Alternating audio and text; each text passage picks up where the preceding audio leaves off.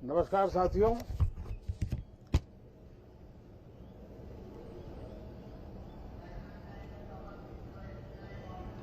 Monsoon सत्र में आप सबका स्वागत है। सावन का पवित्र मास चल रहा है और इस बार तो डबल सावन है और इसलिए सावन की अवधि भी जरा ज्यादा है और सावन मास पवित्र संकल्प के लिए, पवित्र कार्यों के लिए बहुत ही उत्तम माना जाता है। और आज जब लोकतंत्र के मंदिर में इस सावन के पवित्र मास में मिल रहे हैं तो ये लोकतंत्र का मंदिर ऐसे अनेक पवित्र कार्य करने के लिए इससे बड़ा उत्तम अवसर नहीं हो सकता है। मुझे विश्वास है कि सभी माननीय सांसद मिलकर के इस सत्र का जनहित में सर्वाधिक उपयोग करेंगे।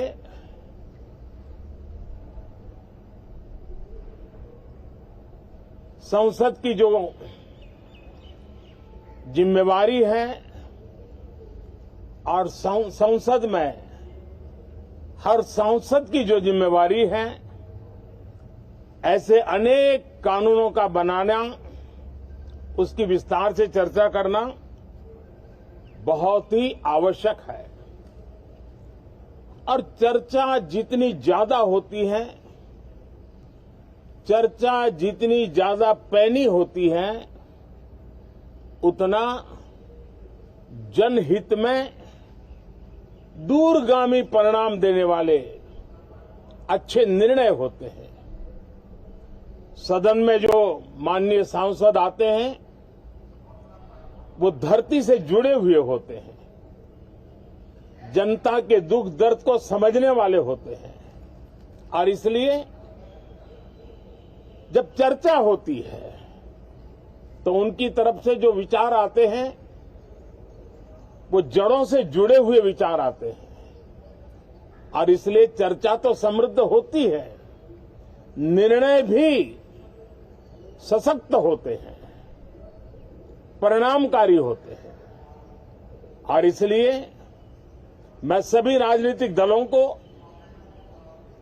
सभी माननीय सांसदों को इस सत्र का भरपूर उपयोग करके जनहित के कामों को हम आगे बढ़ाएं। ये सत्र अनेक रूप से महत्व का भी है क्योंकि इस सत्र में जो बिल लाए जा रहे हैं वो सीधे सीधे जनता के हितों से जुड़े हुए हैं। हमारी युवा पीढ़ी जो पूरी तरह डिजिटल वर्ल्ड के साथ एक प्रकार से नेतृत्व कर रही है, उस समय डेटा प्रोटेक्शन बिल देश के हर नागरिक को एक नया विश्वास देने वाला बिल है और विश्व में भारत की प्रतिष्ठा बढ़ाने वाला बिल है। उसी प्रकार से नेशनल रिसर्च फाउंडेशन, ये बिल एनआरएफ, नई शिक्षा नीति के संदर्भ में एक बहुत बड़ा अहम कदम है और इसका उपयोग अनुसंधान को बल देना, इनोवेशन को बल देना, रिसर्च को बल देना और हमारी युवा पीढ़ी जो विश्व के अंदर नए उपक्रमों के द्वारा विश्व का नेतृत्व करने का सामर्थ्य रखती है, उनके लिए बड़ा अवसर देकर के आ रही है। जनविश्वास बिल सामान्य मानवीय के प्रति भरोसा करना, अनेक कानूनों को डिक्रिमिनलाइज करना, इस मुहिम को आगे बढ़ाने वाला ये बिल, उसी प्रकार से जो पुराने कानून है उनको खत्म करने के लिए भी एक बिल में प्रावधान किया जा रहा है हमारे यहां सदियों से एक परंपरा रही है कि जब विवाद हो तो संवाद से सुलझाया जाए। मीडिएशन की परंपरा हमारे देश की बहुत सदियों पुरानी है। उसको अब कानूनी आधार देते हुए मीडिएशन बिल लाने की दिशा में इस सत्र का बहुत बड़ा उपयोग है, जो अनेक विवादों से सामान्य मानवीय से लेकर के असामान्य संजोगों को भी मिल बैठ करके सुलझाने का एक मजबूत नींव बनाएगा। इसी प्रकार से डेंटल मिशन को लेकर के एक बिल जो हमारे डेंटल कॉलेजेस के लेकर मेडिकल के छात्रों के लिए एक नई व्यवस्था को आकार देगा। ऐसे अनेक महत्वपूर्ण बिल इस बार इस सत्र में संसद में आ रहे हैं। तब ये जनहित के हैं, ये युवा हित के हैं, ये भारत के उज्जवल भविष्य के लिए हैं। मुझे विश्वास है कि सदन में गंभीरतापूर्वक इन बिलों पर चर्चा करके हम बहुत तेजी से राष्ट्रहित के महत्वपूर्ण कदमों को आगे बढ़ाएंगे। साथियों, आज जब मैं आपके बीच आया हूं, इस लोकतंत्र के मंदिर के पास खड़ा हूं, तब मेरा हृदय पीड़ा से भरा हुआ है, क्रोध से भरा हुआ है। मणिपुर की जो घटना सामने आई है, किसी भी सभ्य समाज के लिए ये शर्मसार करने वाली घटना है।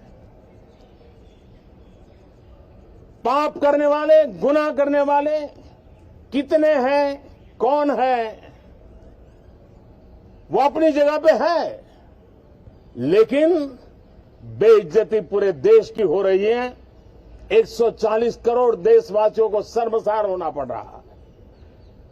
मैं सभी मुख्यमंत्रियों से आग्रह करता हूं कि वे अपने राज्य में कानून व्यवस्था को और मजबूत करें, खास करके हमारी माताओं बहनों की रक्षा के लिए कठोर से कठोर कदम उठाएं। घटना चाहे राजस्थान की हो, घटना चाहे छत्तीसगढ़ की हो, घटना चाहे मणिपुर की हो, इस देश में, हिंदुस्तान के किसी भी कोने में, किसी भी की राज्य सरकार में राजनीतिक वाद विवाद से ऊपर उठ करके कानून व्यवस्था का महात्मा, नारी का सम्मान, और मैं देशवासियों को विश्वास दिलाना चाहता हूं, किसी भी गुनहगार को बख्शा नहीं जाएगा। कानून अपनी पूरी शक्ति से, पूरी सख्ती से एक के बाद एक कदम उठाएगा। मणिपुर की इन बेटियों के साथ जो हुआ है, इसको कभी माफ नहीं किया जा सकता है। बहुत बहुत धन्यवाद दोस्तों।